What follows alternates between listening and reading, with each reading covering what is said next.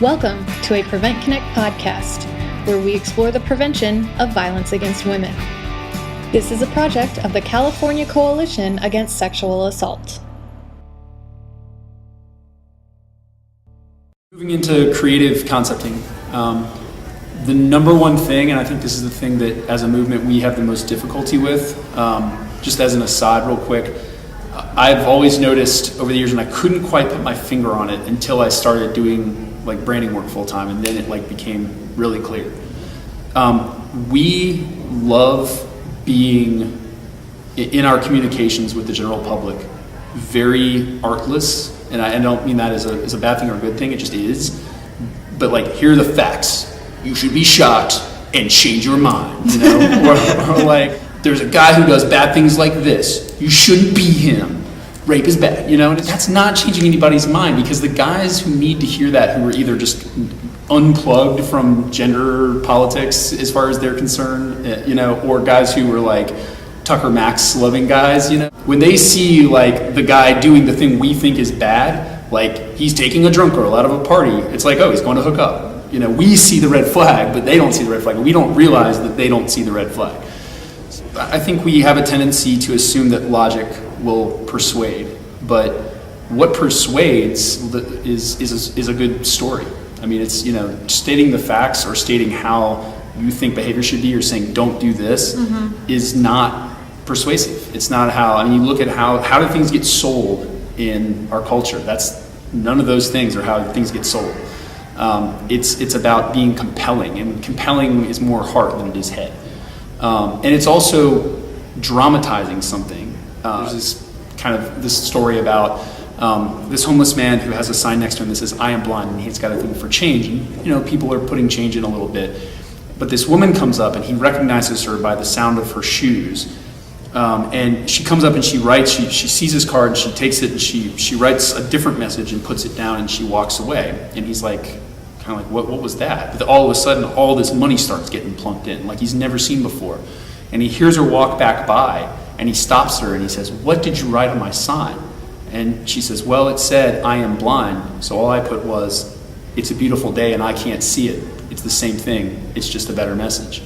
And it's bringing it to life, right?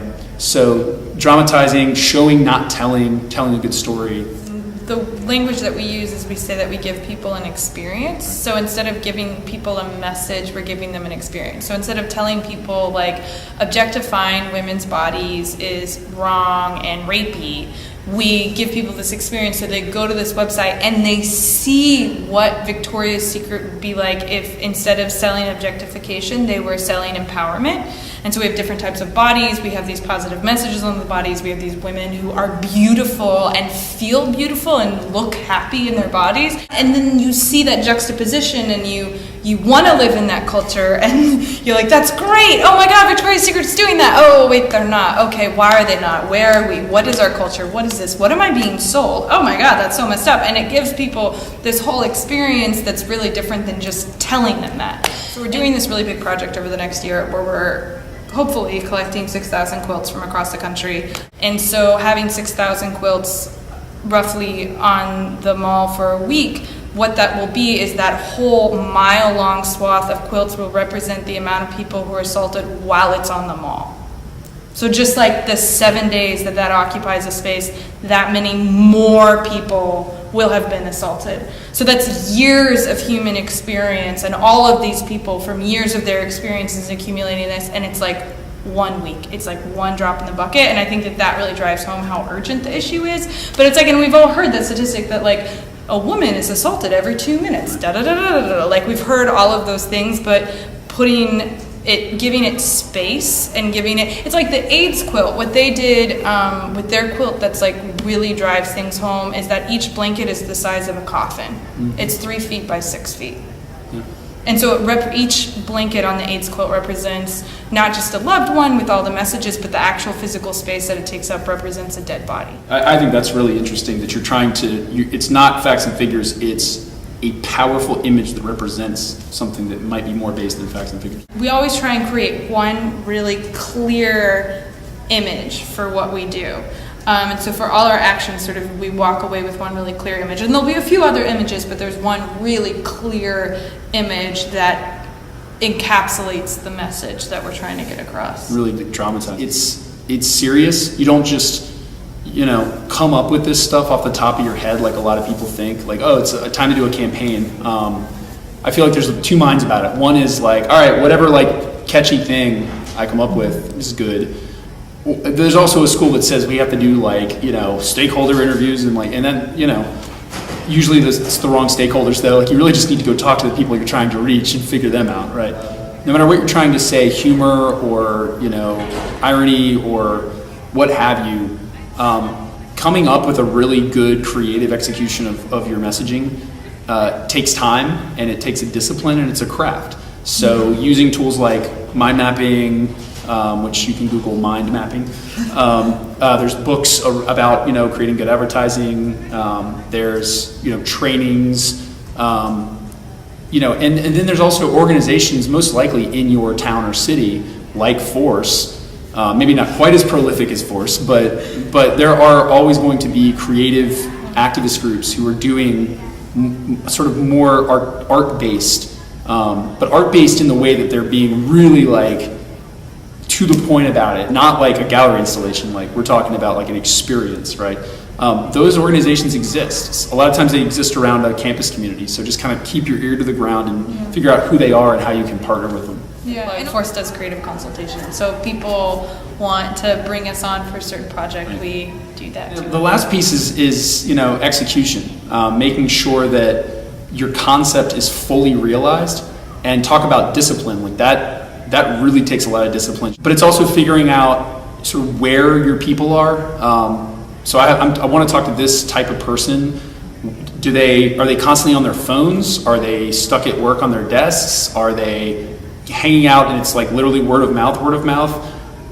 All of those things make a huge difference. So when you're researching who they are, it's good to like kind of know that too. Like, is the most effective way to put posters up at a dorm, or is it going to be to create a social media campaign that gets to their phone? There's a great Where Do You Wear It campaign that Planned Parenthood of, I think, the Northwest did. They were trying to normalize condom use amongst teenagers, and the groups of teenagers they were really going after were very like smartphone like obsessed teenagers, and they created like a check-in system for condom use, because they found out that teens were sharing way more intimate information besides that online. So like let's encourage a positive sexual behavior and show like how common it is, and it's all right within your area. So it really brought it to life and was a really great way to execute that concept. And to do the Victoria's Secret thing, we got our friends to model the underwear, and my friend Phil took the photos, but we were really precise about like what position they were in, like how they looked, what their facial expression was. And one thing that became hilarious was like we spent so much time on the Victoria's Secret website, oh my gosh, and all their models are kind of like lubed up, like all their models are shiny and have these like intense highlights on them. And so we brought this bottle of baby oil to the photo shoot, and we're oiling people up, and then literally their skin was absorbing the oil, so we had to keep reapplying. And I just remember looking at Hannah and being like, who am I after this moment of being like, you need more baby oil? And you're like on your phone looking at the website? Yeah, I'm like on my smartphone like looking at the Victoria's Secret website, and I'm like, not shiny enough. More oil.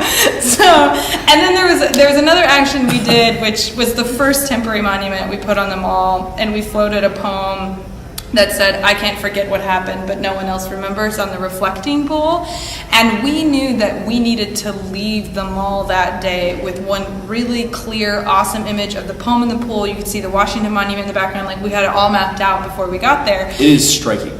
Like, it is an arresting visual image. Yeah, and we wanted to make that really strong image to give people that experience of like, oh, this is what it would look like if we lived in a country that like honored people. And then you can tell that we don't live in a country because it's this raft on the reflecting pool. And there's all of this symbolism of the reflecting pool. I mean, like today is the anniversary of the I Have a Dream speech that happened right there. You know, and so there's like the symbolism of both like it representing power, but then also it representing social change. And so we're tapping all of those things and making this powerful image. So before we brought the letters down to DC, we put them in the back of my pickup truck, and I showed these images in the presentation and laid them out on like a football field at a high school on a weekend, and like got the ladder and measured how far away our photographer and our friend Casey McKeel, who's this amazing photographer, was out there, and we took practice shots to frame the thing right. So that way when we went on the mall, we dropped the ladder down, she got up there, and we got the image that we wanted. I mean, the things to keep in mind are, it is really hard for us, steeped in this work every day, to do really good prevention communications campaigns without a process that keeps our own cursive knowledge and sort of enthusiasm and assumptions based on that enthusiasm in check. It is really difficult, and that's not to badmouth anybody, it's just human nature. Yeah. So we have to have a system in place that gets us around that somehow, and that, you know, there's probably multiple systems. I would argue that the advertising one is a pretty like basic one, in that you come up with a clear, focused, interesting objective. You come up with a strategy that has a really interesting point of view, is driving to a specific target audience, and is based on insights about that target audience.